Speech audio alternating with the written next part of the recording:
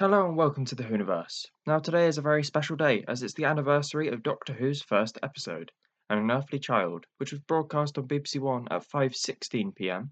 on the 23rd of November 1963, making Doctor Who a whopping 55 years old.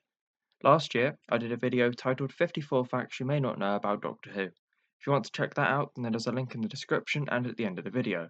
This time, I'm going to be reviewing An Unearthly Child, talking about its production and looking into some behind the scenes facts. This will actually be my first classic Doctor Who review on the channel, and it's about time, so let's begin. So, firstly, we have the titles, which were like nothing ever seen on TV before. They combined with the work of the Radiophonic Workshop, Ron Grainer, and Delia Derbyshire, gave the world one of the most memorable title sequences to ever greet the eye. The titles of Doctor Who are already an intriguing one for the first time viewer, giving the audience a question, a mystery before a single character appears. It's the same mystery that continues to interest viewers so many years later. The titles were created by Bernard Lodge, who filmed and manipulated the howl-around feedback of a TV camera pointed at its own monitor. A column of light rises before ripping and swirling as if it's suggesting a journey through time. Delia Derbyshire's extraordinary original arrangement of the famous Ron Grainer theme music accompanies this. It's worth noting that the televised episode appeared in black and white, due to the restrictions of technology and budget at the time, with limited amounts of takes for each scene. If a wall wobbled or a line was mumbled, they just had to keep going. The televised version was actually the second version of the pilot to be recorded, with creator Sidney Newman unimpressed by the original script that the first version was based on, as it lacked the mysterious magical twinkle of the Doctor's character and made him appear as a grumpy old man. This is something William Hartnell, who played the part of the very first Doctor, agreed with as well. During the second recording, everything was more polished, except the TARDIS exterior, which was weathered for the second version of the pilot to give it a more ancient and weathered appearance. Other changes include Susan's clothing, with Carol Ann Ford suggesting her clothing shouldn't look alien, but instead relatable to a teenager at the time. The show was produced by Verity Lambert, who was actually the first female producer of drama at the BBC, in an era of men in suits holding the power. Verity held her own and helped to create one of the most iconic episodes of Doctor Who and of television. After the titles, we do get a glimpse of the exterior of the TARDIS as a policeman walks past the junkyard, which the Doctor would visit again in numerous stories televised, audios, and comics alike. On the foggy night, what we know now as the Doctor's brilliant space and time machine is seen only to be a police box sitting in a junkyard making an odd noise. This again raises more questions for the viewer and introduces what would become one of the true icons of the show in the first shot after the titles. We get a close look at the signage of the iconic police box. This acts as a transition from one sign to the next, as the shot then fades and blurs as a board reading Coal Hill School can be read, and we get our introduction to history teacher Barbara Wright, who then introduces us to science teacher Ian Chesterton. The pair begin to compare notes and thoughts on a peculiar student called Susan Foreman, providing yet more mystery.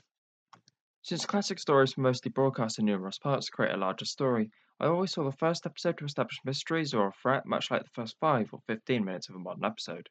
This larger dedication to setting up a world and its characters really makes the classic story's actual narrative stand out that much more. Now, Ian mentions how Susan is 15 and knows more about science than he will ever know. This is something that would seem outstanding. Now, Ian and Barbara joke and chat away. This establishes them as good and long friends, and not just work colleagues, as Barbara confides in Ian when she is unsure of herself. Telling Ian about Susan's odd behaviour when asked about her grandfather, Ian reminds himself that Susan's grandfather is a doctor who doesn't like strangers. The teachers, tired of excuses, decide to uncover the truth about the mysterious doctor and Susan's knowledge and thoughts. Ian and Barbara become almost like detectives as they find Susan's address to be the same as the junkyard we saw signposted at the beginning of the episode, linking up the established mysteries.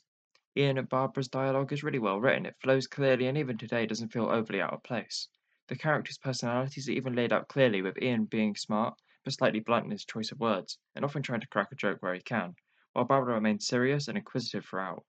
We are then introduced to Susan, who is listening to music that really suits the 60s era, with hand movements to match the instruments being played. It shows Susan to be like any normal teenager, enjoying music.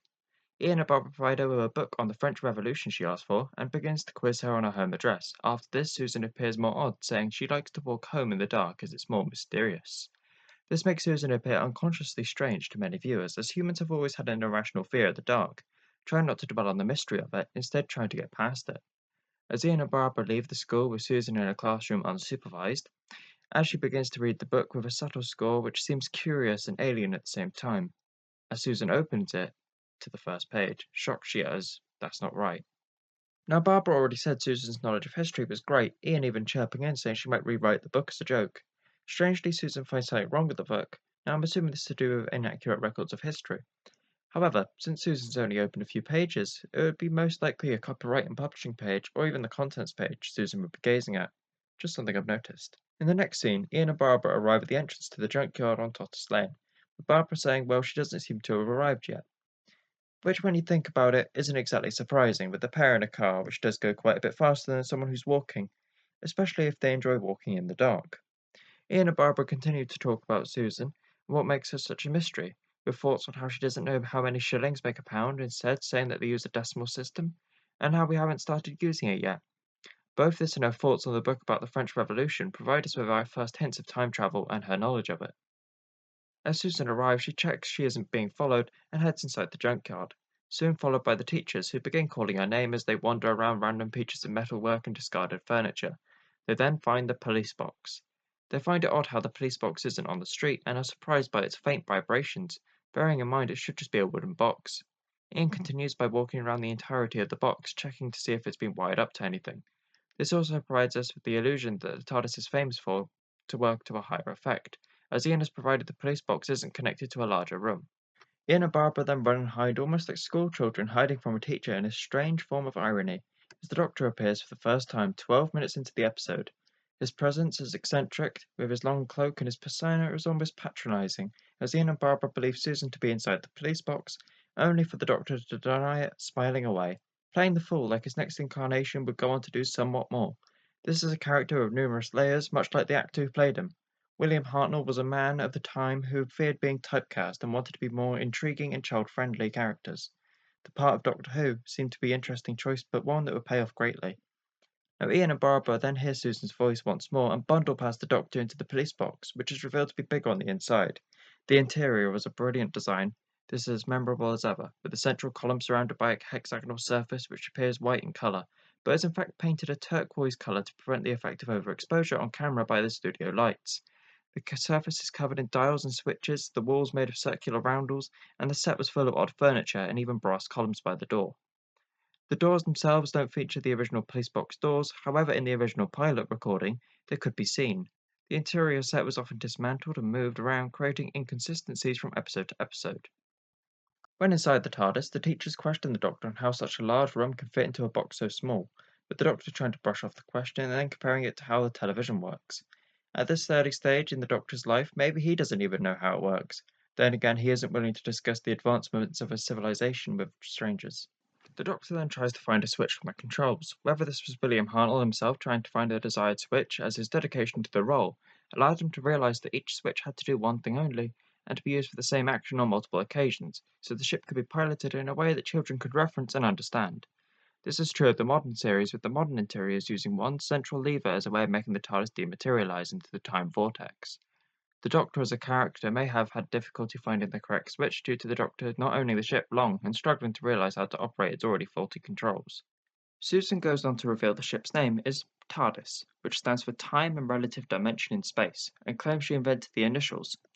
This is a statement that has been contradicted many times.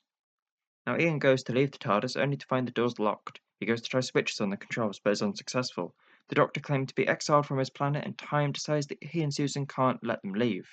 After much arguing, the Doctor says he will open the doors, only for the ship to be set into space and time instead, the familiar noise of the TARDIS engines echoing around the central column as it rises and falls. When the TARDIS dematerializes for the first time, both Ian and Barbara faint. This effect is unique to the story, as Ian and Barbara show no further ill effects in subsequent dematerializations, at least not of this nature, and not caused directly by the TARDIS activating. We get this great sequence of total visuals being combined with brilliant sounds and more advanced patterns to create something like the time vortex. As the TARDIS lands on a strange landscape, the silhouette of a caveman appears in the foreground, intriguing the audience for next week. And with that, the credits begin to roll. It's worth noting that the TARDIS scene on the landscape is from the original recording before it was repainted and weathered for the second recording. Now, the first ever episode of Doctor Who achieved 4.4 million views on its original broadcast. These figures were affected heavily by power cuts in some parts of Britain that prevented many viewers from tuning in.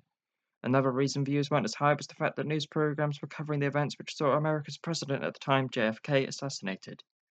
For this reason, on Wednesday the 27th of November, It was decided to repeat the first episode immediately before the second episode. This repeat gained a significant number of viewers, 6 million to be exact. The series went on to gain views and popularity, especially with the introduction of the Daleks, achieving 10 million views, which is a phenomenal figure then and a phenomenal figure now. Everything started with one episode of Doctor Who, One Unearthly Child. An Unearthly Child was Doctor Who's first episode and perhaps its most iconic.